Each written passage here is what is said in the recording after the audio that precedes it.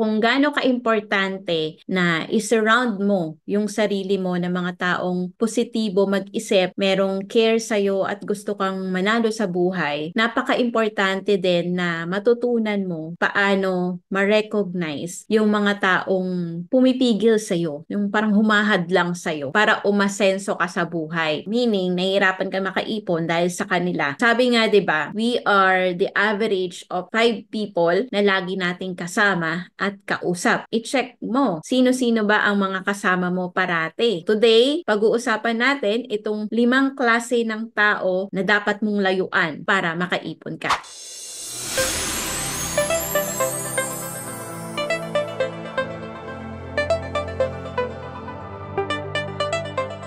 Hi Dreamers! Hi everyone! Ako nga pala si Nel Sembrano Lontok. Dati akong accountant na ngayon ay isang online entrepreneur and financial educator sa IMG. Dito sa channel ko, nagbibigay po ko ng personal finance tips for beginners at mga tips paano ba ako nagkaroon ng time freedom doing the mission of IMG. Kung sa tingin mo makakatulong itong channel ko sa'yo, consider mo na mag-subscribe at click mo yung notification bell para updated ka every time na meron akong bagong video. Importante po talaga na sinusurround natin yung sarili natin ng mga taong gustong mag-ipon din, gustong mag-invest kasi mahirap po makaipon kapag napapaligiran ka ng taong magagastos at hindi lang basta magagastos, maluluho. Hindi ko sinasabi na layuan nyo sila kasi masama sila or hindi maganda ang ugali nila. Meron din naman mga magagastos, mababait naman. Pero talagang nandun na sa kanilang habit na gumastos at maging maluho. Siyempre, kapag kasama mo ay mga magagastos, kain ng kain sa labas,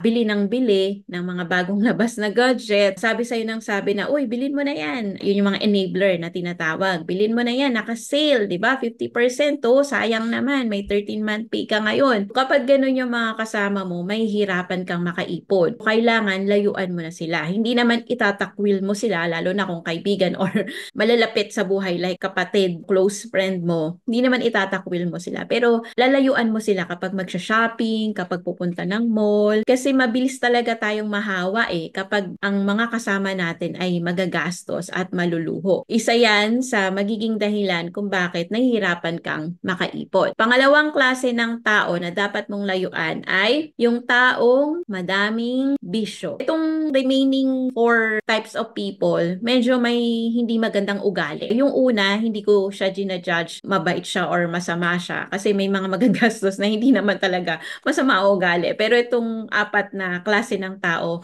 may pagkaiba ang ugali. Okay? So, pag madaming bisyo, pwede ka maimpluwensyahan. Ano ba yung mga bisyo? Tulad ng mahilig uminom, malakas manigarilyo, nagsusugal, at wag naman sana yung mas lalong masama pa. Kapag kasama mo ay yung mga taong madaming bisyo, ang tendency, imbis na isave mo yung pera, mapupunta pa sa alak. Lagi kang yayayain na, inom tayo pre, inom tayo sis, diba? So, instead na maipon mo yung pera, napupunta lang doon. Imagine kung kukomputin mo yung magkano na ba isang stick ng sigarilyo ngayon? Comment nyo nga dyan sa baba. Tapos nakakailang stick ka sa isang araw. Compute mo yun in 30 days. Magkano yun? Baka mga nasa 2,000 pesos yung nagagastos mo sa sigarilyo. Kung inipon mo na lang yung 2,000 pesos, tapos ininvest mo pa. Ang bisyo, masama yan. Okay? Kahit ano pang justification nyo dyan, masama ang bisyo. Siguro, ang kailangan isolve dyan, bakit ba nagbibisyo? Baka dahil sa stress din. Yun yung kailangang isolve natin na problema. Kapag madaming bisyo, iwasan nyo na po yan. Madadamay lang din po kayo. Yung health nyo rin is magsasuffer din. Pangatlo na tao na dapat mong layuan para makaipon ka is yung mga taong walang pangarap at tamad.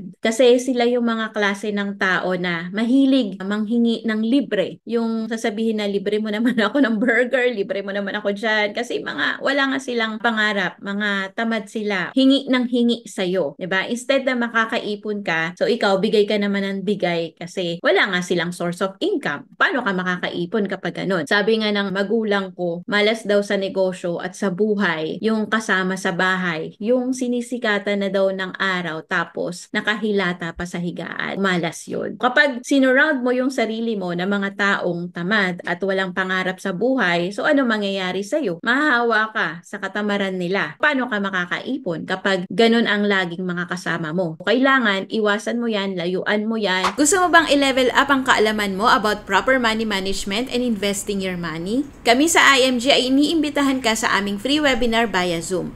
Meron kaming schedule ng Monday, Wednesday, Friday ng 8 p.m. Philippine Time. Kung interesado kang matuto, message mo ako sa FB page ko na Nel Sembrano or email me sa nelsembrano.cs@gmail.com para mabigay ko sa iyo ang Zoom meeting details. Pang-apat na klase ng tao na dapat mong layuan para makaipon ka is yung mga taong negatibo mag-isip. Yung mga kontrabulate.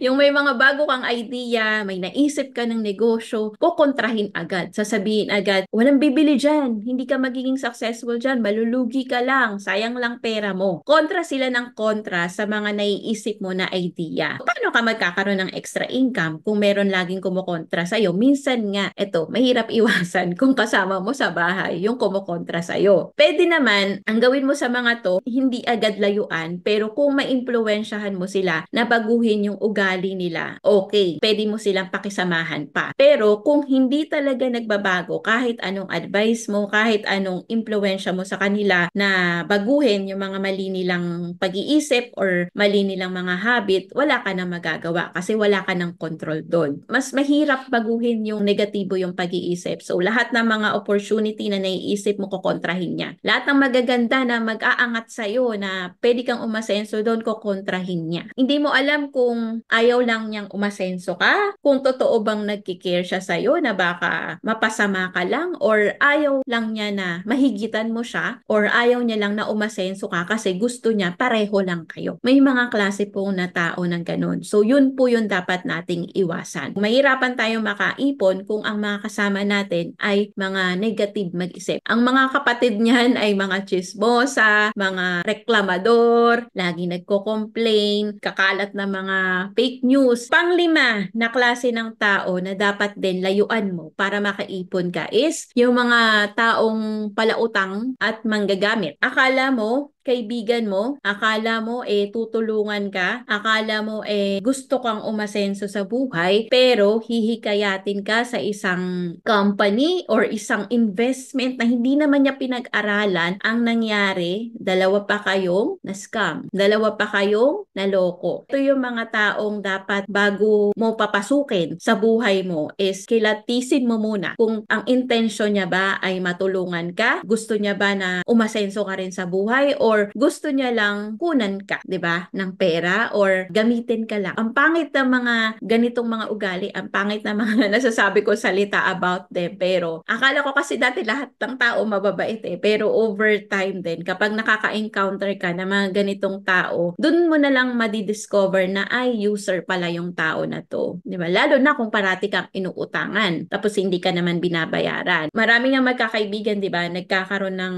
problema or nagkakaroon ng lamat ang kanilang pagkakaibigan kapag nangutang na. Iwasan mo yung mga taong akala mo totoong kaibigan, yun pala gagamitin ka lang. Syempre, kung may money involved dyan, isa rin yung sa dahilan kung bakit nahirapan kang makaipon. Instead na savings mo na, napunta pa sa scam, napunta pa sa utang na hindi nabayaran. Sasama pa yung loob. Dapat isurround mo yung sarili mo na mga taong nagkikare sa'yo, walang intensyon na kunan ka ng something or gamitin ka lang. If you want to be surrounded by people na totoong nag-iipon at nag-i-invest at gusto mo mag-guide ka kung paano ka makaipon at maka-invest ng tama, meron kaming webinar na open para sa lahat. Dito kasi matututo ka ng sarili mo. Kahit ikaw lang mag-isa, matututo ka. Kasi di ba minsan habang tumatanda tayo, umuunti na rin yung mga kaibigan natin kasi mahirap na magtiwala. Mas better na ikaw, i-empower mo yung sarili mo, educate mo yung sarili mo ng tamang paraan ng pag-iipon at pag-invest para hindi ka na umasa sa iba. So, ang gawin mo lang kung gusto mong maka-access dun sa aming free webinar, mag-comment ka dyan sa comment section below ng IPON, I-P-O-N, para mabigyan kita ng Zoom meeting details para maka-attend ka po sa free webinar namin. Kasi ang schedule ng free webinar namin is MWF, 8 p.m. po Philippine time. Type ka lang dyan ng IPON sa comment section below and I hope to see you sa webinar namin. So, kailangan mo mag-download download ng Zoom kasi yun ang gagamitin mo para maka-attend ka ng Zoom webinar namin. Kung marami kang natutunan sa video na to, sigurado ako na makakatulong sa'yo itong mga videos na nakikita mo sa screen. Yan ang next na panoorin mo. Always remember to learn new things every day, do what you love, and enjoy life. See you again in another video.